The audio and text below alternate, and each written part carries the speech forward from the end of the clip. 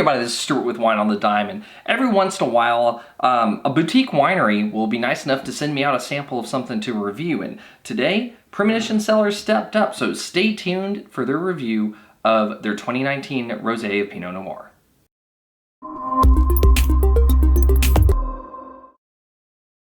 Hey everybody, this is Stuart.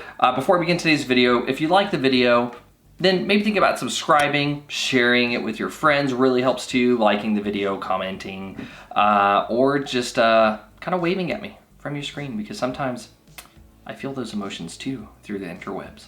Anyway, today I'm reviewing the 2019 Premonition Cellars Rosé of Pinot Noir. It's 13.5% alcohol by volume, and I don't know what the price is. I'm going to have to email them because I can't find it on their website, and they didn't give me a pricing sheet when they sent it over. So I'll call them, email them, figure out the price, make sure it's in this video.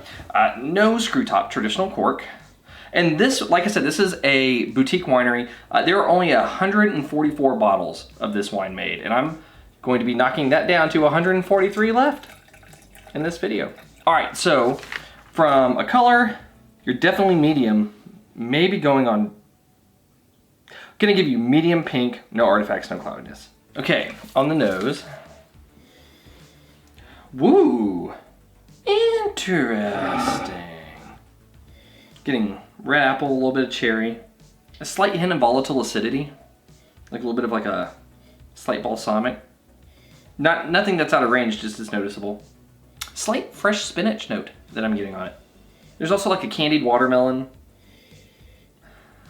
Touch of bubblegum, just a touch.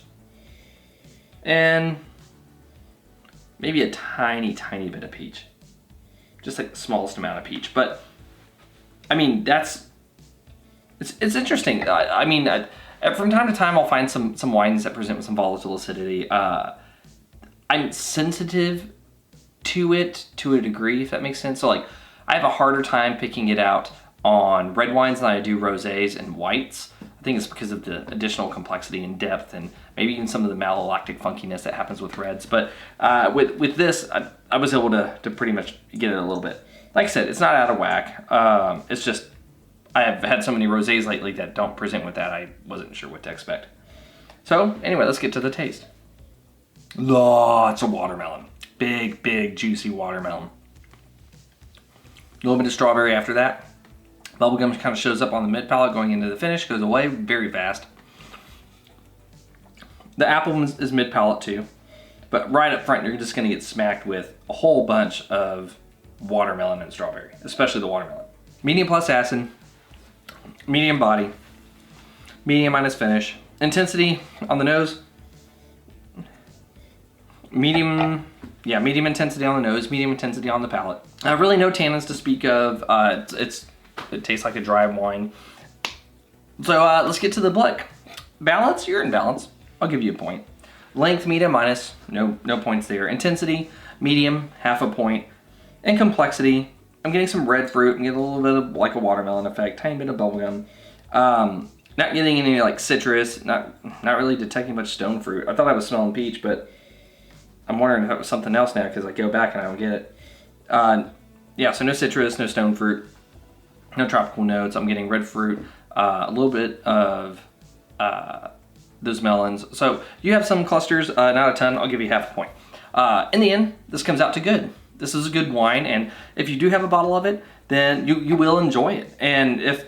But I will say though, if you are someone who is very, very sensitive to that balsamic type of note, I don't like balsamic vinegar for the most part. Like I don't really eat it. I'll very rarely use it, and when I do, my wife thinks I'm like I've been inhabited by a body snatcher. This wine has that note, but it's not strong enough to where I would not drink this wine. It has a little bit of additional kind of on the nose. You don't taste it on the palate. So just if you're going through and you're tasting the wine, and you're sensitive to that kind of balsamic note, just know that it goes away when you taste it. It's just on the nose that you're gonna get it. But like I said, it's a good wine, and I think it could pair well with some pork and like a berry reduction. As a matter of fact, I am going to be making pork chops with a mixed berry and chili pecan reduction. And I think this wine will be the one that I say for that event. Anyway, this has been Stuart with Wine on the Dime. If you liked today's video, please like, subscribe, and comment. Have you had the 2019 Premonition Cellars Rosé of Pinot Noir? I'd be interested to know if you have. Leave a comment below, and I will see you all again soon with another episode from Wine on the Dime.